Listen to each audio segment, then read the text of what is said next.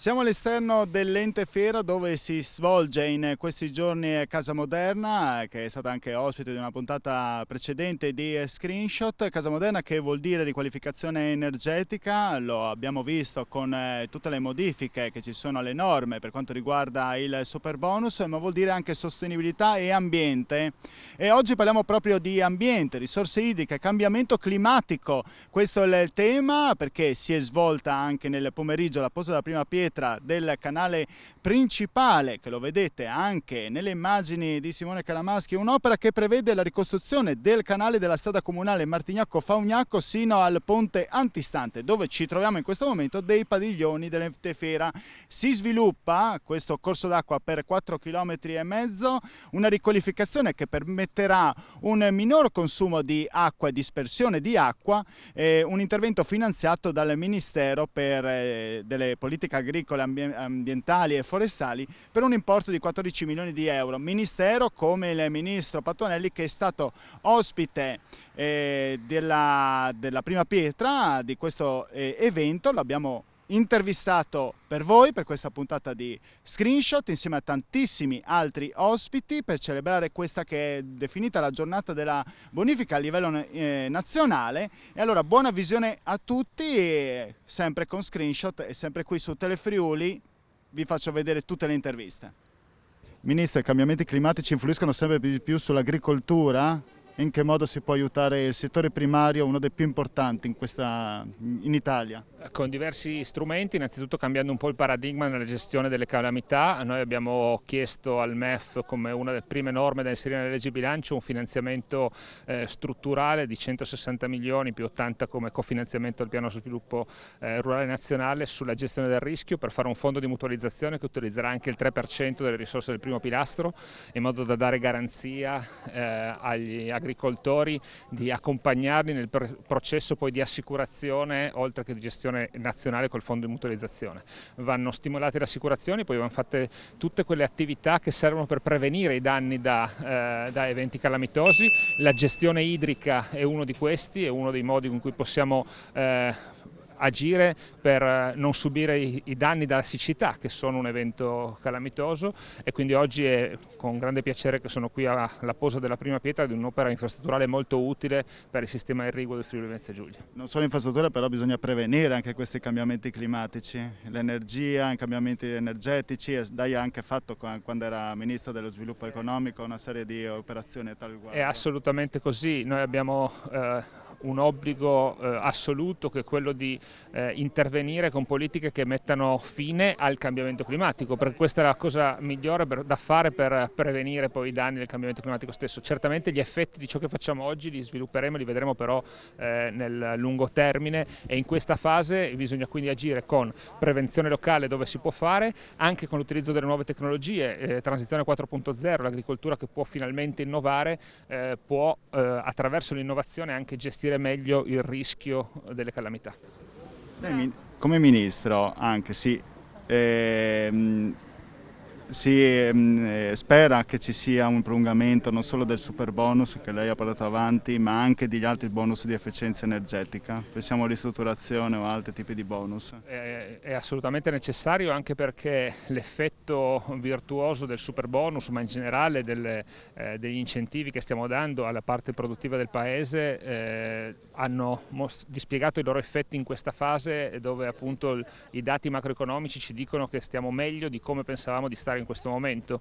Ora, questo probabilmente è un effetto rimbalzo, ma è anche l'effetto delle politiche economiche che abbiamo messo in campo negli ultimi 2 anni. Questo rimbalzo deve diventare crescita, e per diventare crescita dobbiamo incidere sulla continuità della capacità di investimento degli imprenditori, e ovviamente confermare le misure di sostegno alle imprese e quindi agli investimenti è il modo migliore per crescere questa fiducia. È importante perché la salvaguardia dell'acqua penso sia un investimento non soltanto sulla tutela dell'ambiente, ma soprattutto un investimento economico.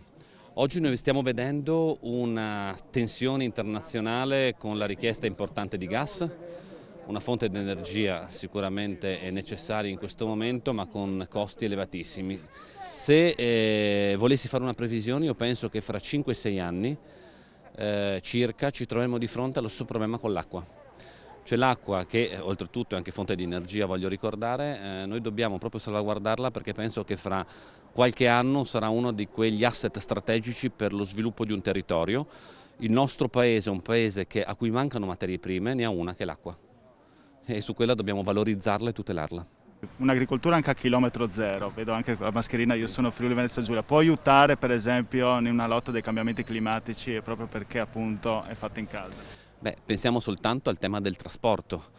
Ormai abbiamo dell'agroalimentare che subisce trasporto internazionale con refrigerazione, con tutto un consumo di energia enorme e magari anche una qualità molto più scadente. Noi dobbiamo valorizzare il chilometro zero, dobbiamo far percepire alle persone anche la maggiore qualità del chilometro zero, perché magari spendere un po' di più per avere un prodotto di qualità significa anche tutelare la salute dei cittadini, e quindi su questo proprio le indicazioni che insieme all'assessore Zagner stiamo dando nella promozione dell'agroalimentare non è soltanto una valorizzazione del territorio, ma penso rappresenti anche una valorizzazione che i prodotti del territorio possono dare alla salute dei cittadini. Una posa di una prima pietra che nella realtà si inserisce in un contesto di opere che dovranno essere realizzate da adesso in avanti per riuscire da un lato a mantenere in efficienza quello che è il sistema irriguo regionale, dall'altro lato anche per iniziare a fare quel ragionamento di adeguamento del sistema irriguo alle nuove necessità dettate anche dal cambiamento climatico. Ormai il risparmio della risorsa idrica è prioritario, l'utilizzo intelligente dell'acqua è indispensabile, e per riuscire a fare agricoltura oggi, dove comunque la matrice acqua è necessaria per riuscire a fare una produzione compatibile ed economicamente sostenibile, l'unica strada è quella di utilizzare la risorsa attuale in modo intelligente, cercando quindi di evitare gli sprechi. Questa prima pietra di questo intervento serve proprio per andare ad evitare le dispersioni rispetto a una canalizzazione che è stata realizzata alla fine dell'Ottocento, quindi è indispensabile entrare con metodi però e con idee che vadano a contemperare le nuove modalità di realizzazione delle canalizzazioni, che guardano non solamente al risparmio delle dispersioni idriche, ma anche ad esempio ad avere un impatto paesaggistico minore possibile, e perché no iniziare a ragionare finalmente che anche per i sistemi di rimonta della fauna che dovesse cadere all'interno dei canali si possono in sede tecnica definire nuove progettualità che impediranno quella situazione che ormai è diventata insostenibile. In che modo la Regione in questi anni sta sostenendo gli agricoltori di fronte ai cambiamenti climatici, alla crisi del cambiamento e soprattutto a lunghe estati siccitose? Allora, guardate, la Regione nella realtà è da sempre che sostiene questo intervento con la cosa più logica, ovvero il contrasto ai cambiamenti climatici non va visto nel contrastare il cambiamento, perché probabilmente non è nelle nostre capacità, ma è di contrastare quegli effetti negativi sulle produzioni. Quindi sono circa 10 milioni all'anno gli investimenti che vengono fatti nel sistema della rete irrigua per ammodernarla, più tutti gli strumenti della programmazione comunitaria di gestione regionale hanno come finalità proprio quella di consentire alle aziende di utilizzare l'acqua in maniera puntuale, di precisione, e quindi avere questa disposizione della risorsa anche quando questa inizia a scarseggiare. La vera sfida sarà quella che con i nuovi fondi che si stanno delineando all'orizzonte riusciremo a fare un cambio epocale dove da un metodo di trasporto dell'acqua ormai obsoleto si passerà a una gestione veramente negli anni 2030, con la vista agli anni 2030, sia pur oggi ancora nel 2020.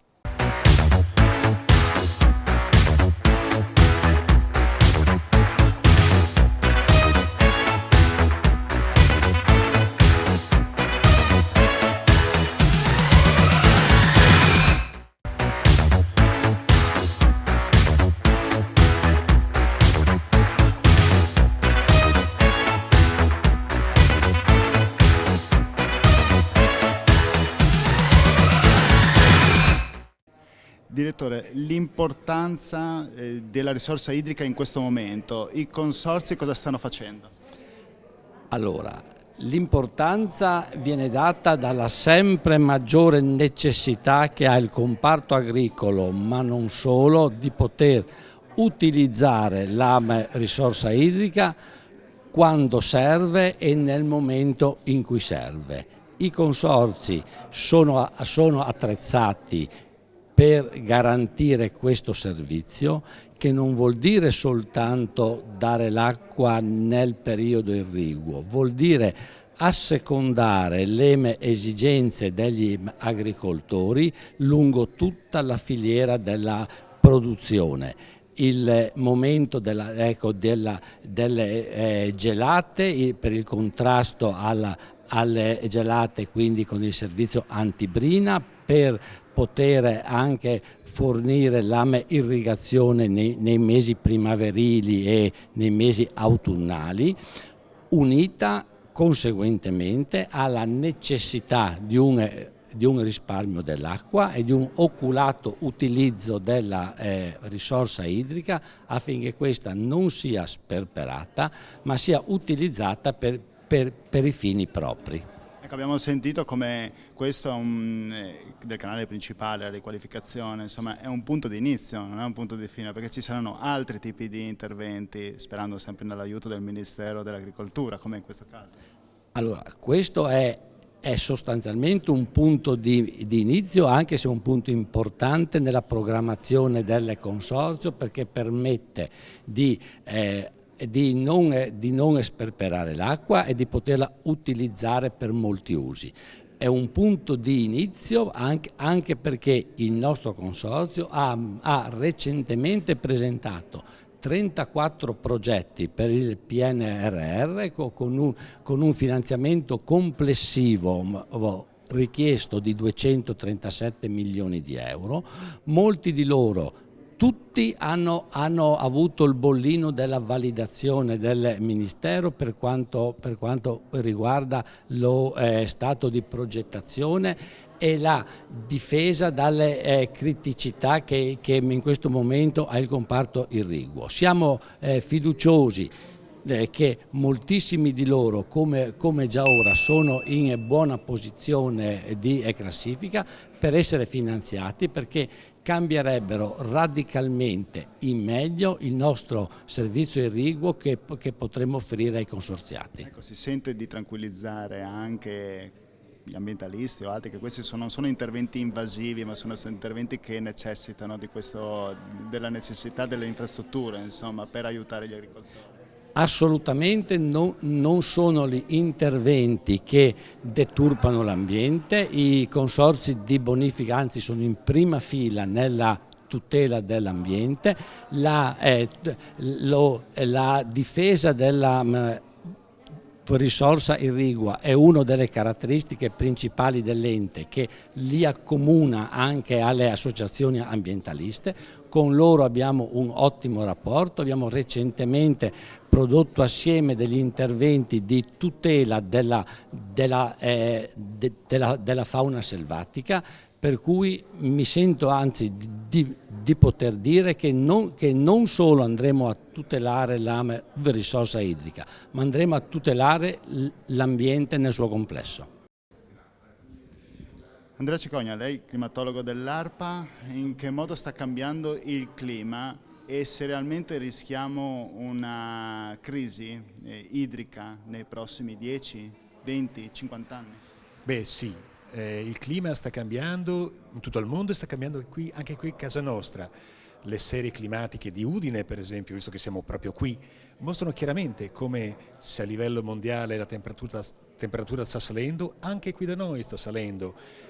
Se naturalmente quanto salirà, è già salita negli ultimi 30 anni, ma quanto salirà da qui a fine secolo? Dipenderà, come sempre e come tutti sappiamo, da quello che è il modello di sviluppo che si darà all'umanità.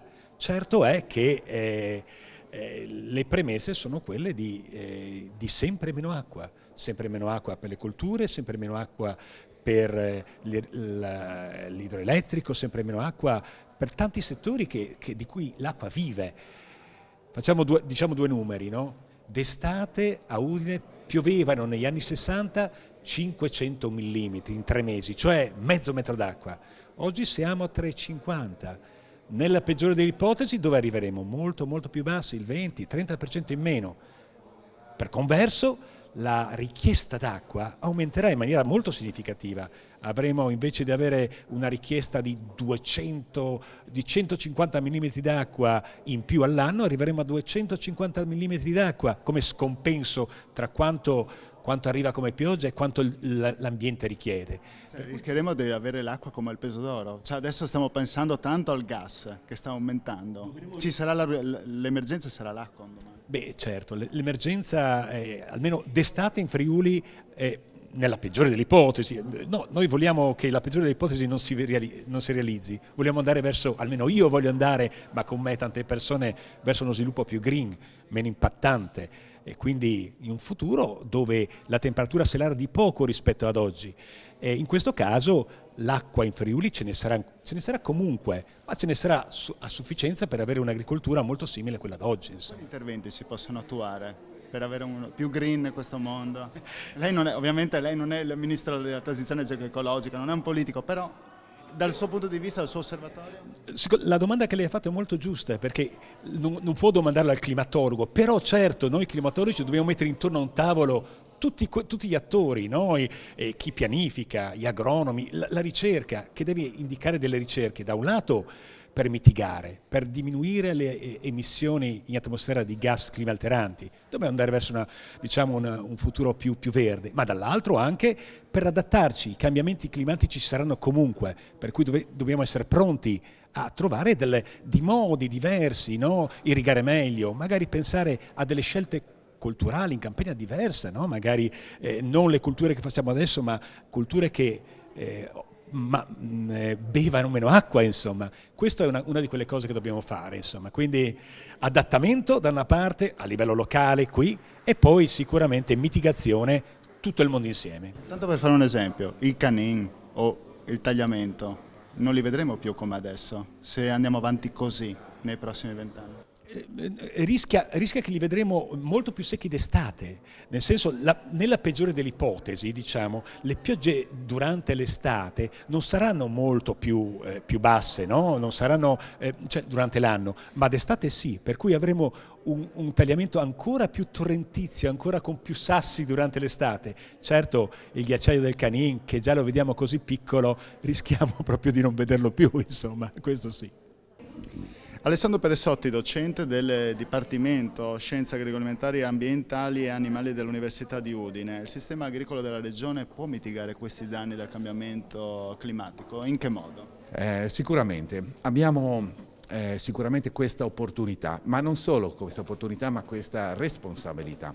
Sappiamo perfettamente che tra breve ci sarà la COP26, forse verranno firmati finalmente questi articoli 6 che mobilizzeranno la finanza per finanziare sia l'adattamento ma anche tutti i costi che servono a cambiare il sistema produttivo, tutti i sistemi produttivi, ma in modo particolare anche il settore produttivo primario, cioè l'agricoltura. Ci sono tante possibilità, queste vanno dalla possibilità di generare mercati distrettuali di questi crediti di carbonio, cioè in qualche modo impiegare delle risorse per costruire e per immagazzinare i gas di effetto serra all'interno dei suoli agricoli.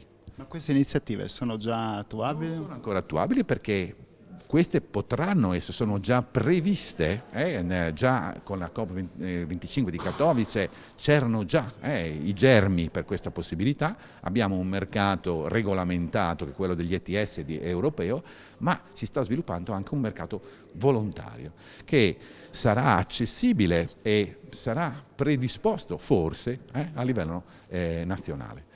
È qualcosa di nuovo, ancora da esplorare, ma che pone l'agricoltura non solo come gestore di tante risorse molto importanti come l'acqua, come il suolo, come la diversità, e anche come produttore del cibo di cui abbiamo bisogno, ma la pone anche come attore all'interno di una filiera che ci deve far raggiungere la neutralità carbonica per il 2050. una filiera sostenibile, una filiera a chilometro zero? Possiamo dire che il chilometro zero potrebbe essere una filiera giusta? È una delle tante opportunità che stanno anche esplorando molti degli studenti che si iscrivono. Abbiamo più iscritti alle facoltà di scienze agrarie rispetto al passato. L'agricoltura sta uscendo da questa, diciamo, situazione, sta acquistando dignità come proprio settore produttivo. Che i giovani si avvicinano a questo mondo. Sembra quasi l'agricoltura si diceva il settore primario, poi arrivava al secondario, per dire che c'era un passaggio successivo, poi arriva il terziario, adesso arriva l'ICT e invece si ritorna all'agricoltura. Cosa sta accadendo? Ritorna all'agricoltura? Beh, ha riacquistato questa dignità, no? Chi fa il imprenditore agricolo sa che gestisce risorse importanti e sa che può accedere adesso a tecnologie molto innovative. Si parla di agricoltura 2.0 o addirittura qualche volta 4.0, un'agricoltura digitale, non più fatta di percezioni, di conoscenza tradizionale della terra e delle culture, ma di una conoscenza che passa attraverso sistemi di monitoraggio molto più sofisticati.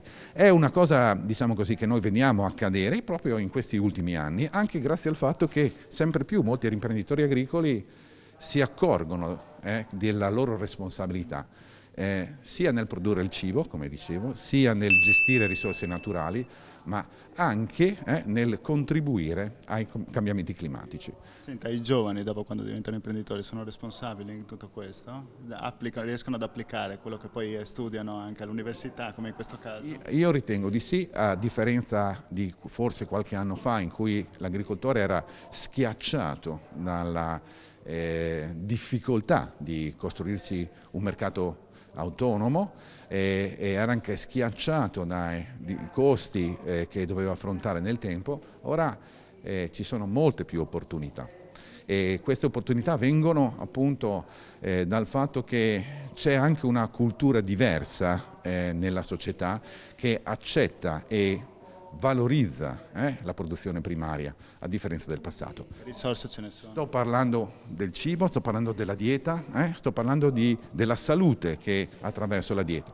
Noi diciamo ai nostri studenti sempre che i medici curano lo 0,2% della popolazione, ma noi manteniamo sani gli altri 99,8%. E questa cosa è sicuramente molto importante.